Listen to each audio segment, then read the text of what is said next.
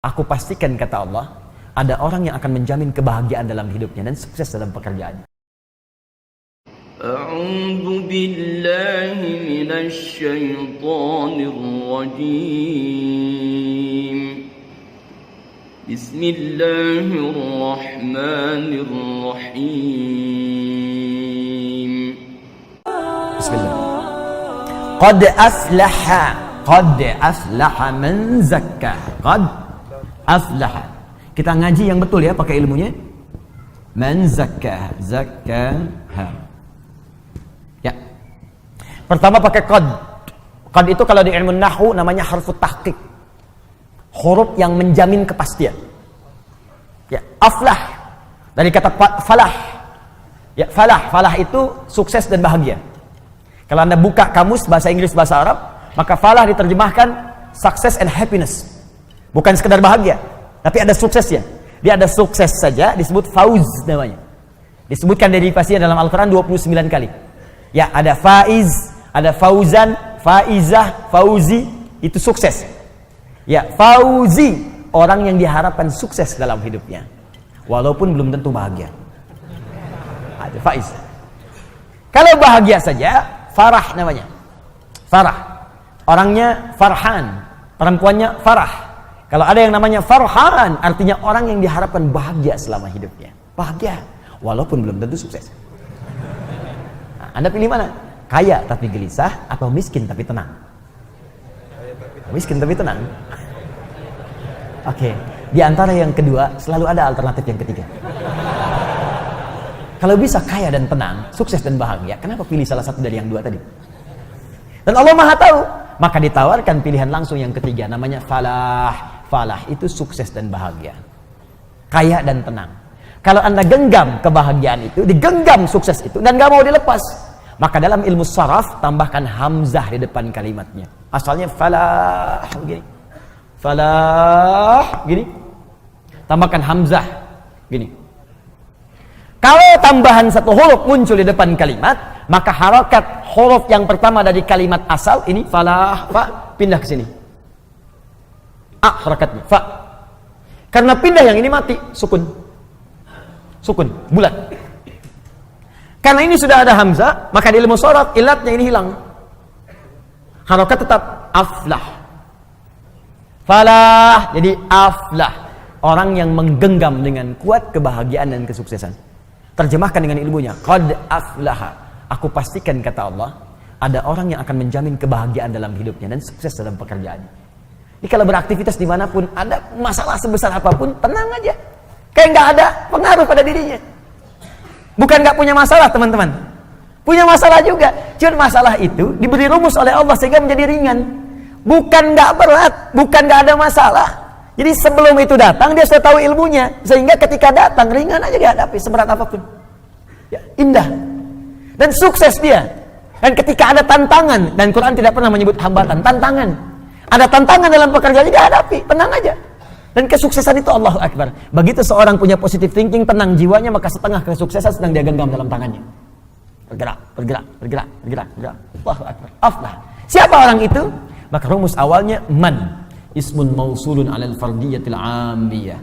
Konjungsi huruf sambung menyambungkan dua hal. Yang pertama dengan yang kedua. Qad aflaha ingin disambungkan dengan zakah. Disambungkan kadang-kadang menunjuk kepada objek atau subjek sekaligus. Tanpa batas bagi setiap personal. Seakan Allah ingin mengatakan bagi Anda siapapun hamba. Tanpa batas. Laki-laki kah? Perempuan kah? Tua kah? Muda kah? Kecil, besar kah? Kaya, cukup kah? Kalau Anda ingin menggenggam kesuksesan dan kebahagiaan, maka zakah itu bisa Anda raih. Modal awalnya zakah. Haknya kembali kepada nafsu. Zakah artinya menyucikan. Maka diterjemahkan dalam terjemahan, sungguh akan sukses dan bahagia orang yang mampu menyucikan nafsunya, jiwanya. Baik, kembali ke sini. Kalau nyuci itu dibuang kotorannya atau dibuang pakaiannya, bendanya? Bendanya atau kotorannya? Papa mau nyuci dulu nih, cek, picun ke Citarum. Bukan bendanya, pasti kotorannya kan? Baik, sekarang saya tanya, ada nggak seseorang mencuci pakaian kalau pakaiannya nggak kotor? Mustahil. Nggak ada mustahil, Joni. Ada orang nyuci tapi nggak kotor, mustahil. Nyuci itu dilakukan kalau bendanya kotor. Gelas kotor, cuci. Baju kotor, cuci. Ya, muka kotor, basuh. Basuh. Cuci, ayo bilas dengan rinso tuh muka. Cuci, bersihkan, cuci. Mencuci itu artinya menghilangkan kotorannya, bukan menghilangkan bendanya. Nah sekarang, ini dalam sekali ini. Ini bawa ke teori nafsu. Nafsu itu dibuat oleh Allah, bukan ingin menghilangkan jiwanya. Tapi dihadirkan supaya mengangkat yang bersihnya, yang takwanya supaya muncul. Sebab kalau nggak ada kotoran, yang bersih nggak akan nampak. Anda itu kan mencuci supaya nampak bersihnya kan? Kalau kotorannya nggak diciptakan, bagaimana tahu bersihnya? Di mencuci itu bukan menghilangkan bendanya, supaya Anda paham ada bersihnya. Dibuatlah kotor. Kotor itu dibuat bukan ingin menjadikan benda kotor, tapi supaya Anda mendapatkan kebersihan darinya. Begitu cara memahaminya. Maka kata Allah, saya ciptakan nafsu ini bukan ingin membuat kalian itu menjadi banyak masalah. Bukan ingin menjadikan kalian buruk, tapi sifat di nafsu itu saya buat sebagai katalis supaya yang takwanya muncul. Sebab kalau nggak ada lawannya di nafsu, yang takwa nggak akan muncul. Bagaimana ketahuan sabar kalau nggak ada marah? Nggak ada hujan, nggak ada angin, nggak ada geledek, nggak ada petir, tiba-tiba marah aja. Gara-gara maneh yuk. Mustahil ada begitu, pasti ada pemicunya dulu. Ya, kalau Anda ingin mengangkat jujur, mesti ada bohong. Maka bohong diciptakan bukan untuk menjadikan manusia pembohong, tapi supaya jujurnya nampak. Sebab kalau nggak ada sifat bohong, jujur nggak akan kelihatan. Kalau nggak ada sifat ria, yang tawadu nggak akan nampak.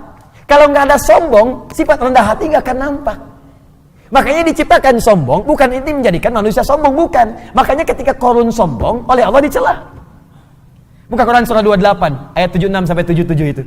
Inna Qaruna kana min qaumi Musa fabagha alaihim. Qarun itu termasuk kaumnya Musa, sombongnya luar biasa. Bagha, sombong dengan harta. Togha, sombong dengan kedudukan. Ingat, indah bahasa Arab tuh. Togha, sombong dengan kedudukan. Makanya Fir'aun ketika disebut sombong, kalimatnya pakai togha. Idhab ila fir'auna innahu togha. Tapi Qarun, bagha.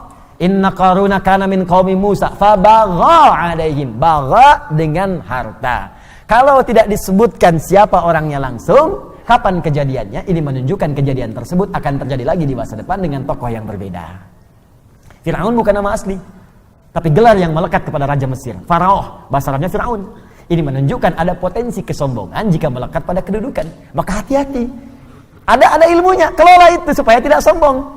Kalau Anda sombong, kata Allah, telat. Sudah ada Fir'aun sebelumnya. Harta juga begitu, ada potensi kesombongan jika melekat pada harta. Contohnya Qarun. Qarun sombong, hartanya banyak. Disebutkan di Al-Quran, wa inna mafatihahu latanu bil usba. Sungguh kunci-kunci berangkasnya saja kalau dipikul oleh bodyguardnya beratnya luar biasa. Bodyguard kemana-mana, bukan ngawal orangnya, bawa kunci berangkas, bukan buat pamer doang. Mana-mana, 8 orang, 10 orang mangkat begini. Pikulnya berat, cuman kunci berangkasnya aja. Saya sering tanya ya pada beberapa kawan, Anda kalau punya berangkas satu tuh, kuncinya di-upload, tuh, dipublikasikan atau disembunyikan? Disembunyikan tuh. Oh, kalau di-upload, dipublikasikan, Anda celaka sendiri. Kunci berangkas saya, besok udah selesai. Qarun tidak, saking banyak hartanya, bukan cuma di-upload, dibawa kemana-mana. Nih kuncinya nih, mau nyuri-nyuri aja, nih ada bodyguard berat bawa kuncinya. Qarun, hartanya sekarang masih dicari. Mau kemana Pak? Saya sempat tanya. Ke laut Pak, ngapain? Cari harta karun. Harta karun masih dicari. Sombong dengan harta, bagha, ditegur oleh Allah. Apa jawaban Allah? Wabtaghi fima ataqallahu daral akhirah wa la tansa nasibaka minad dunya. Hai Qarun, saya titipkan harta ini bukan untuk sombong. Kelola itu. Tepis kesombongan, arahkan supaya engkau tawadu beramal dengan hartamu. Kalau ada orang sekarang baru punya Ferrari 1 sudah sombong. Cuma dipanasin malam, balapan sama taksi, bolak-balik gaya doang. Telat. Kalau ada yang begitu datang bawa Ferrari cuma buat sombong bilang, "Pak, telat." Kasihan kalau sama Qarun, khasabna, datang likuifasi, dilipat semuanya. Maka kembali ke sini, perhatikan baik-baik. Jadi ternyata rumusnya begini. Rumusnya paling cepat seperti nyuci tadi. Diciptakan, dibuat yang kotor ini bukan menjadikan diri kita penuh dengan masalah dan supaya berulah, tidak, tapi supaya menjadi katalis supaya yang baiknya muncul. Ini poinnya. Sebab kalau nggak ada yang ini nggak akan muncul. Dan cara menyikapinya sederhana. Begitu muncul di hadapan kita sifat yang jelek, maka cepat cari lawannya yang baik. Cuci. Cuci itu artinya datangkan yang bersihnya, yang kotornya tutup. Jadi kalau ada teman Anda misalnya marah-marah pada Anda, apa lawan marah? Sabar. Maka ketika dia marah, kita sabar. Itu yang dimaksud dalam ayat Al-Quran, idfa' billati hiya ahsan. Jawab setiap keburukan yang sampai ke kita dengan respon yang lebih baik. Cara melihatnya, supaya kita nggak capek, cara melihatnya kembalikan ke sini. Oh, marah dititipkan pada kawan saya sekarang, bukan untuk menjadikan dia pemarah, tapi supaya Allah mengangkat kesabaran pada diri saya. Bukankah Allah mengatakan, innallaha ma'as sabirin? Sungguh Allah bersama orang sabar. Bukankah kalimat pertama dalam Al-Quran, bagi para penghuni surga dari malaikat adalah kalimat sabar? Quran surah ke-13 ayat 23-24. Salamun alaikum bima sabartum. Selamat Anda telah sabar saat di dunia. Namanya sobirin. Dicela oleh kawan, marah-marah. Marah diciptakan bukan ingin membuat dia marah, tapi supaya sabar saya terangkat. Mungkin itu cara Allah mengabulkan doa Anda. Bukankah selama ini Anda berdoa kepada Allah, ya Allah jadikan aku dekat denganmu, ya Allah masukkan aku ke surga. Kalimat pembuka surga, sabar. Sabar lawannya marah. Begitu orang marah, sebetulnya Allah ingin menanamkan pahala dan menjawab doa Anda saat sebelumnya Anda meminta. Jadi kalau ibu di rumah bu, suami pulang tiba-tiba marah, berbahagialah ibu. Karena marah diciptakan bukan ingin membuat suami jadi pemarah, tapi supaya mengangkat kesabaran dalam diri ibu. Mungkin dengan sabar itu, kekuatan ibu bertambah untuk menghadapi problematika lebih besar di kemudian hari. Jadi kalau di hari itu ibu belum lulus, bagaimana menghadapi tantangan lebih besar di kemudian hari? Ada masalah di depan yang lebih dahsyat lagi, perlu kekuatan lebih. Kalau pada yang ini aja Anda gagal tidak bisa melewatinya, bagaimana bisa mengatasi persoalan yang lebih besar di kemudian hari? Itu prinsipnya. Ya begitu ada suami datang marah-marah, Masya Allah, Alhamdulillah, sabar. Kamu senyum lagi, kenapa? Sabar. Alhamdulillah Pak, saya yakin, Mama yakin, Papa itu bukan pemarah. Emang? Iya. Maafkan ya Pak, kalau memang marah itu dari Mama yang salah. Semoga Allah muliakan kita, mengangkat kesabaran kita semua. Indah, selesai.